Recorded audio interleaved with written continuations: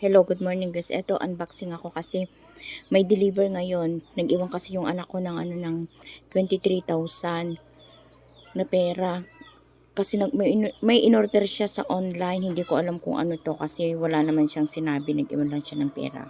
Sinabi lang may darating siyang order online. Kaya ito, binuksan ko muna bago ko bayaran. Kasi titignan ko kung ano tong binili niya. Baka naman ma-scam. Isayang naman yung pera kasi ang laki pa naman. Kaya nagulat ako, bumili pala siya ng cellphone sa online. Ewan ko kung saan niya binili ito na store. Ayan, ito pala ang laman niya. iPhone X. iPhone X ba to? Ayan. Pero hindi ko na siya binuksan. Nakasealed pa, siya na ang magbubukas. Tinig